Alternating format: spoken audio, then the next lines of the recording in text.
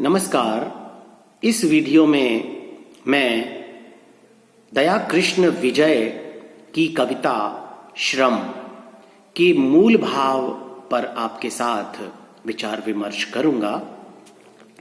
श्रम कविता दया कृष्ण विजय की एक ऐसी कविता है जिसमें वे श्रम का महत्व बतलाते हैं और मानव सभ्यता के विकास का मुख्य कारण वे श्रम को ही बताते हैं।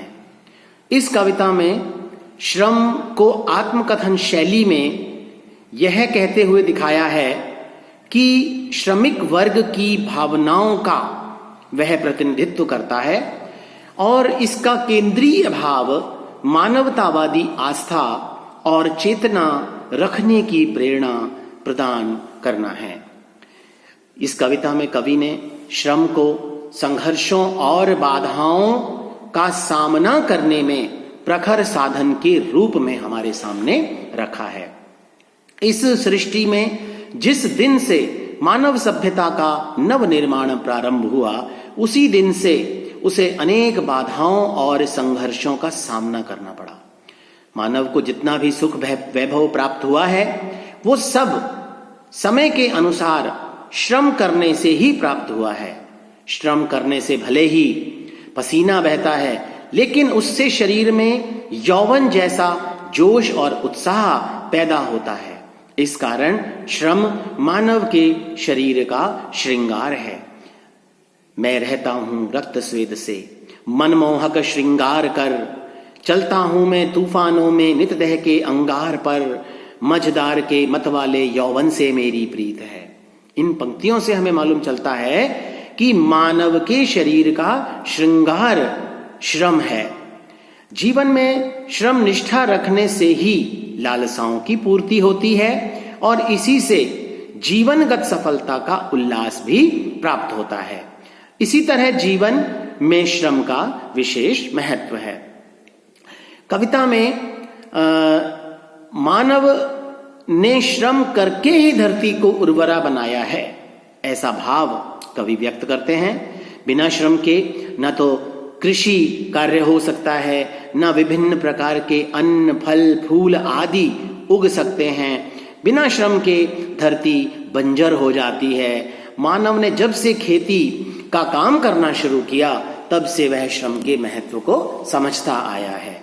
इसी बात को वह कवि अपने शब्दों में कहते हैं, धरती के अधरों पर खेली देख मुझे मुस्कान थी, जैसे मेरी रही पुरानी इससे ही पहचान थी। खेत खेत की मेड़ मेड़ को ध्यान हुआ मल्हार का, सजल बहारों में लहराता नई फसल का हास हूं। श्रम को मानव सभ्यता के विकास का साक्षी कवि बताते हैं। यदि मनुष्य श्रम नहीं करता तो विकास संभव नहीं हो पाता। श्रम से मकान बने, खेती हुई, कपास आदि के उत्पादन से वस्त्र बनाए गए, आवागमन के साधन तैयार हुए, भव्य स्मारकों का निर्माण हुआ, रोटी कपड़ा और मकान, इन तीनों आवश्यकताओं को पूरा करने में श्रम ने ही हमें योगदान दिया। श्रम करने से आलस्य, प्रमाद आदि दुर्गुणों का नाश हो जाता है। इसलिए श्रम मानव सभ्यता को भव्यता प्रदान करता है। मेरी ही कपास तो पहने गर्वी ली है सभ्यता, मैंने ही तो कंकड़ पत्थर मिट्टी को दी सभ्यता।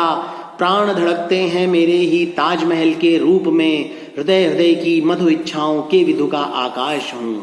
इस कविता में कवि ने प्राचीन काल में नदी घाटी सभ्यता के विकास और फिर पाषाण युग और फिर उसके पश्चात कृषि पशुपालन आदि कार्यों से जो मनुष्य ने श्रम निष्ठा के द्वारा किया, उसका हमें परिचय दिया। वर्तमान काल में भी अनेक नव निर्माण हो रहे हैं, नए नए शिल्प अपनाए जा रहे हैं और धरती माता का श्रृंगार विभिन्न प्रकार से हो रहा है। ये सब मानव द्वारा श्रमशील बनने से ही हो पाया है। श्रम का महत्व समझने वाला व्यक्ति दुर्गम से दुर्गम स्थानों पर भी जाता है और प्राकृतिक जीवन को जीता है। वस्तुतः श्रम का महत्व बहुत व्यापक है। इसीलिए कवि श्रम के संबंध में कहते हैं कि कभी पहाड़ों के श्रृंगों पर मैं एकाकी डोलता, कभी घाटियों के सूनेपन से भी मैं हूं बोलता, पत्थर पत्थर को देता हूं विविध रूप भगवान के, धरा वक्ष पर फूल खिले हैं मेरे मधु अरमान के, चरवाहों की मुरली पर मेरे श्वासों के गीत हैं, रम्य गुफाओं की भीतों पर हंसता मदिर विलास हूं। प्रस्तुत कविता में कवि दया कृष्ण विजय ने श्रम के महत्व पर बात करते हुए मानवतावादी स्वर में श्रमनिष्ठ श्रमिक की विवशता और वेदना की मार्मिक अभिव्यक्ति भी की है। इस संसार में मानव सभ्यता के विकास का मूल आधार होते हुए भी श्रम को जो सम्मान मिलना चाहिए था वह सम्मान नहीं मिला, और श्रमशील बने रहने पर भी, दूसरों के लिए सब कुछ जुटाने में लगे रहने पर भी श्रमिक हमेशा हीन भावना का शिकार रहता है, उसकी हालत हमेशा खराब रहती है। श्रमिक सदा अभावों का जीवन जीता है, दास जैसा जीवन उसे जीने के लिए मजबूर होना पड़ता है, आर्थिक तंगी में उसका जीवन बीत जाता है, श्रमिक का शोषण उत्पीड़न भी होता है, और इस तरह वह हमेशा दूसरों की कृपा पर जीवित रहता है। मानवीय दृष्टि से श्रमिक की ऐसी दशा अतीव चिंतनीय है, और कविता के अंत में कवि ने श्रम के महत्व को मूल रूप में बताते हुए कहा कि इस खंडहर में ही दिवाली होली का त्योहार है, दरवाजे पर मेरे निर्धनता की बंधनवार है, शोषण उत्पीड़न क्रंदन रव पीड़ा पहरेदार है, सागर से निकाल मोती उन महलों में मैंने जड़े, फिर भी जगती की पुस्तक में मैं तो केवल दास हूं, फिर भी जगती की पुस्तक में मैं तो केवल दास हूं। इस प्रकार श्रमिक का जीवन हमेशा से अभावग्रस्त रहा, कष्टमय रहा, शोषित रहा, पीड़ित रहा। वह दूसरों के लिए सब कुछ जुटाता है, लेकिन स्वयं अभावों से घिरा रहता है।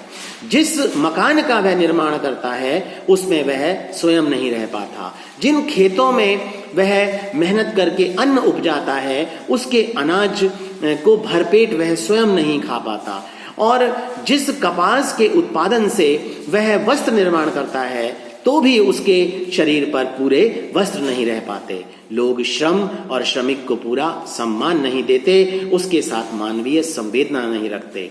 इस प्रकार यह कविता सरल सुबोध शब्दावली से युक्त है। इसमें छंदगत, लयगति और तुकांत गेयता का पूरा निर्वाह हुआ है।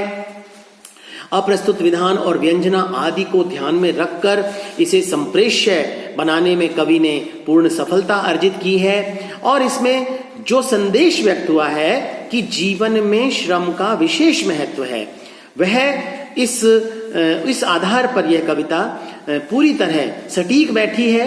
इसलिए श्रम निष्ठा रखकर जीवन का विकास करना चाहिए और श्रमिकों का समुचित सम्मान करना चाहिए। श्रम करने वाले को दास या सेवक कतई नहीं समझना चाहिए।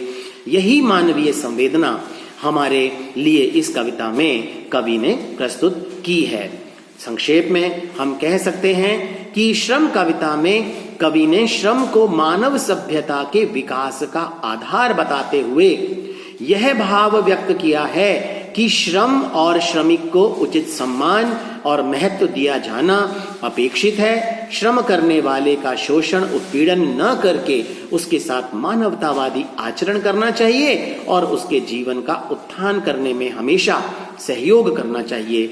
श्रमिक के प्रति संवेदना रखनी चाहिए, श्रम के महत्व को समझना चाहिए। यही इस कविता का मूल भाव है। धन्यवाद।